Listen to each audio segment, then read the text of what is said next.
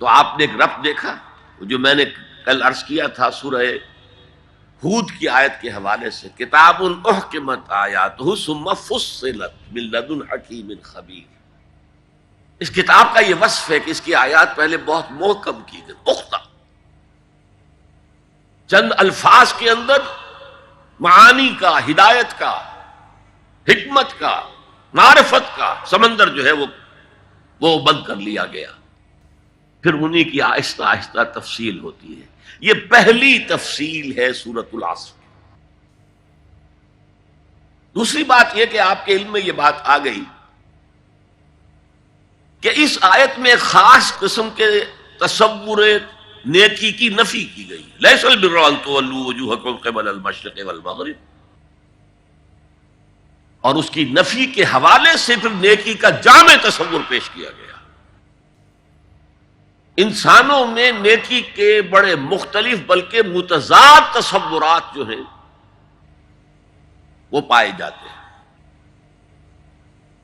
پہلی بات تو بڑی اہم یہ ہے کہ برے سے برا آدمی بھی نیکی کے کسی نہ کسی کام کو سر انجام دے کر اپنے ضمیر کو مطمئن کرتا ہے.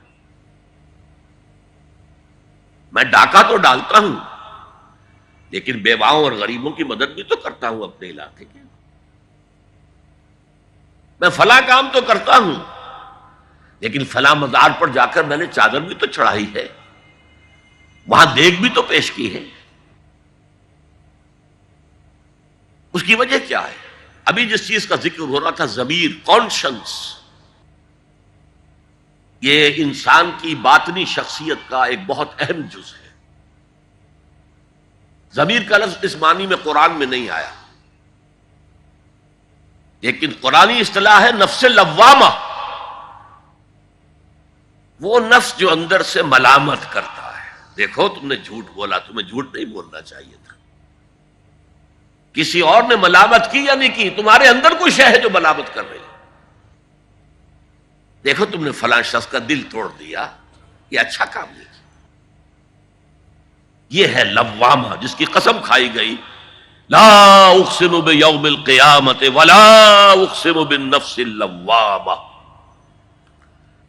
یہ نفس لوامہ ہر انسان میں ہے، اور جیسے ہمارے ظاہری وجود کے تقاضے ہیں، بھوک لگتی ہے، پیاس لگتی ہے، اسے کپڑے کی ضرورت ہے موسمی اثرات سے بچاؤ کے لیے، یہ جو مانوی شخصیت ہماری اندر ہے یہ بھی کچھ ڈیمانڈ کرتی ہے.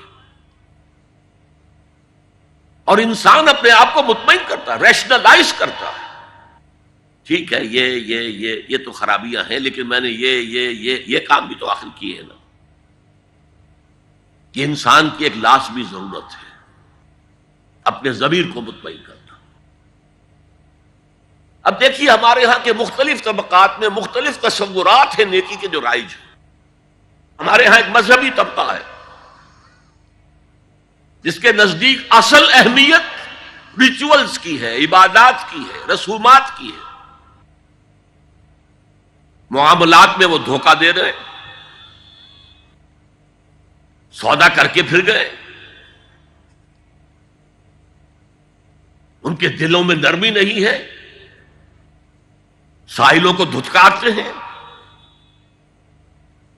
لیکن ایک اعتبار سے بہت نیک ہے، سودی کاروبار کرتے ہیں. ٹھیک ہے بھائی، میں سودی کاروبار تو کرتا ہوں، میں نے مسجد میں تو بنوائی ہے، میں نے مسجد میں جھاڑ بھی تو لگوا دیا ہے، میں نے مسجد میں قالین بھی تو بچھوایا ہے. تو نیکی کا ایک تصور یہ ہے ہمارے یہاں. اس کے بالکل برعکس ایک تصور ہے جدید تعلیم یافتہ طبقات کا تصور. آپ نے بارہا سنا ہوگا گفتگو، بھائی اصل نیکی یہ ہے کہ کوئی کسی کو دھوکہ نہ دے، جھوٹ نہ بولے، وعدہ پورا کرے، اپنا فرض صحیح طور سے ادا کرے. کہیں ملازم ہے تو اپنے فرائض صحیح طور سے ادا کرے. باقی رہ گئی نماز روزہ، یہ تو انفرادی باتیں ہیں، یہ کوئی کرتا ہے تو اپنے لیے، نہیں کرتا ہے تو کوئی بات نہیں. یہ دونوں ایک دوسرے کے بالکل برعکس تصورات ہیں. اور یہ ہمارے معاشرے میں جدید تعلیم یافتہ طبقات کا تصور نیکی اور ہمارے قدیم علماء اور ان کے زیر اثر جو عوام ہیں ان کے تصور نیکی میں یہ زمین و آسمان کا فرق ہے۔ آپ کو معلوم ہے کہ اپنی جسم فروش عورتیں جو ہیں وہ بھی نیکی کا کوئی نہ کوئی کام کرتے ہیں۔ آپ دیکھیں گے محرم میں سیاہ کپڑے پہن کے جلوس کے آگے آگے جا رہی ہیں، سبیلیں لگا رہی ہیں۔ مختلف مزاروں میں جب عرس ہوتا ہے وہاں جاتی ہیں، دھمال کھیلتی ہیں، وہی سیاہ کپڑے پہن کے۔ وہ بھی اپنے آپ کو مطمئن کرتے ہیں۔ تو ہر ایک طبقے کا اپنا ایک تصور ہے نیکی کا۔ جیسے میں نے پہلے عرض کیا، بڑے بڑے ڈاکو جو ہیں وہ اپنے علاقے کے بیواؤں یتیموں کی سرپرستی کرتے ہیں، ویسے نہایت درندگی، صفاقی، انسانی جان کی کوئی حیثیت ہی نہیں۔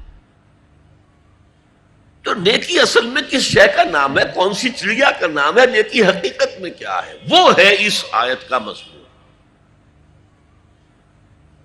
میں مثال دیا کرتا ہوں، ایک عام قصہ ہے کہ کسی گاؤں میں پہلی مرتبہ ہاتھی آیا۔ اب وہاں نابینا لوگ جو تھے انہیں بھی پتہ چلا ایک عجیب جانور آیا ہے۔ وہ آئے اور کسی نے اس کی ٹانگ کو ٹٹولا۔ اس نے کہا ہاتھی ایک ستون کے مانند ہے۔ کسی کا اس کے کان کے اوپر ہاتھ پڑا، اس نے کہا چھاج کے مانند ہے وہ۔ کسی نے پیٹ کو ٹٹولا، بہت بڑا ڈھول ہے وہ۔ بالکل یہی معاملہ ہے نیکی کے تصور کے بارے میں۔ اڑائے کچھ ورق لالے نے، کچھ نرگس نے، کچھ گل نے، چمن میں ہر طرف بکھری ہوئی ہے داستان میری۔ کسی نے نیکی کا ایک حصہ لے لیا، کسی نے دوسرا لے لیا، کسی نے تیسرا لے لیا۔ وہ مکمل سراپا نیکی، حقیقی نیکی کس میں ہے، یہ ہے اس آیت کا مضمون۔ وَلَقَدْ